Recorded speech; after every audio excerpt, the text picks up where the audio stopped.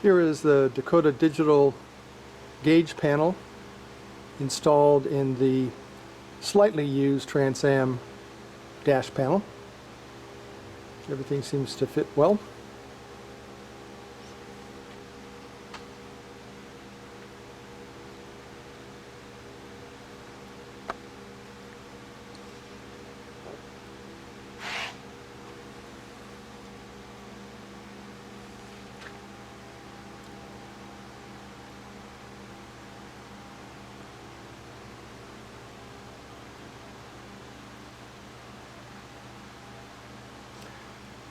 Here's the original glove box door. It's pretty beat up, but I will save it because of this nostalgic sticker in here.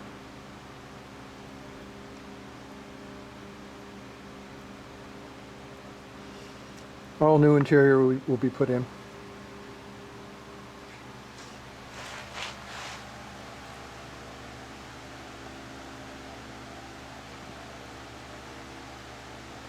The trunk has been sound and heat insulation has been installed. Nothing in the fuel cell tub because the fuel cell sits so tight there's no room to put a coating, and besides nobody will see it.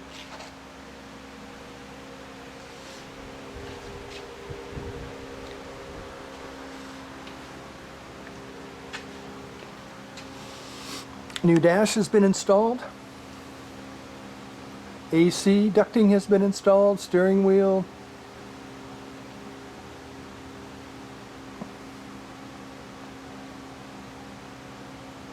Wiring harnesses.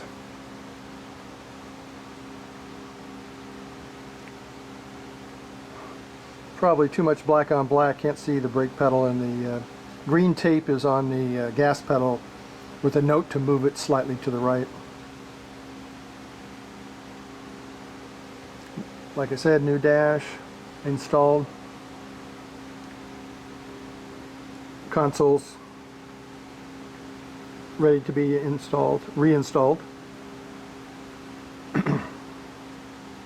They will hook up the AC ducting to the back of the console a la OEM.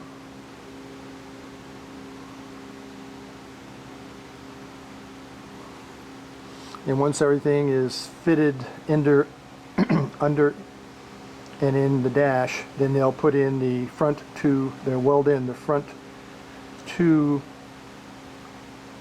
bars, and the headache bar across the top of the windshield will be put in last after all the dash stuff is done and fitted and verified and so on. One of the many huge wiring bundles that need to be fitted.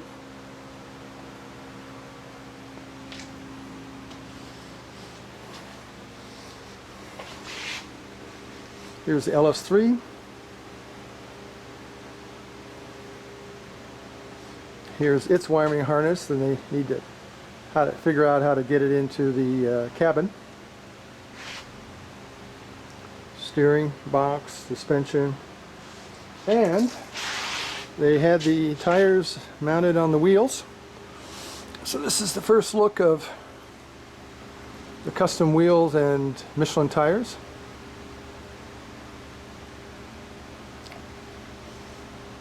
This dim light really doesn't do the wheels justice. They really sparkle in the sunlight. 275s up front and 305s in the back.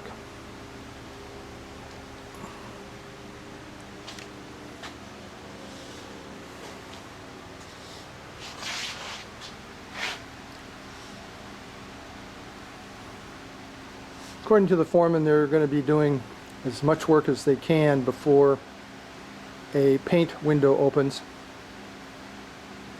And as soon as the paint window opens, they will rush it into paint.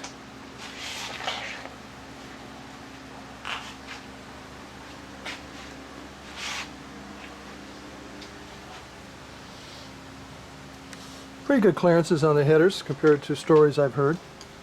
Almost fit a finger between the frame and the tube there.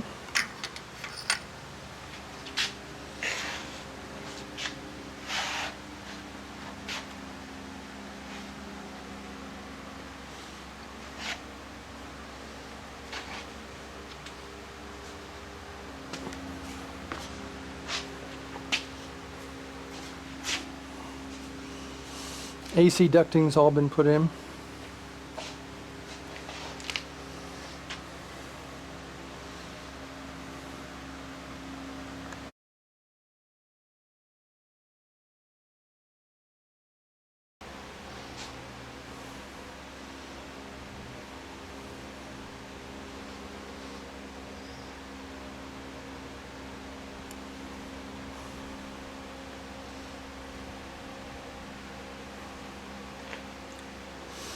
No speakers can be mounted in the back shelf because it's all part of the blast shield between the fuel cell and the passenger compartment. So speakers will be mounted on the floor in front of the blast shield.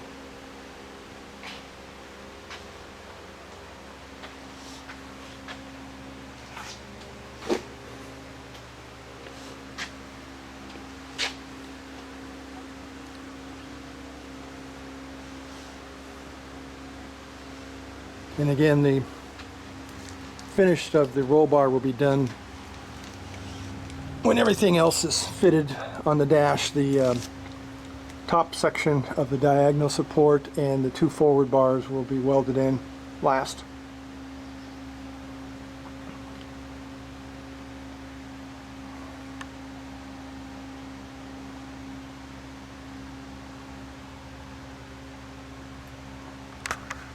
The Dakota Digital modules will be mounted where the glove box is, behind the door, so you won't see anything. I don't see any reason to have a glove box, so it's easier to mount all the modules in an easily accessible space. So we're going to go ahead with mounting them in the glove box space.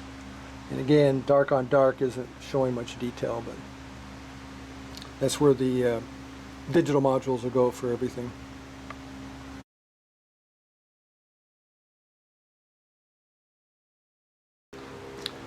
The shop's in the process of moving, so they have consolidated one of their buildings already.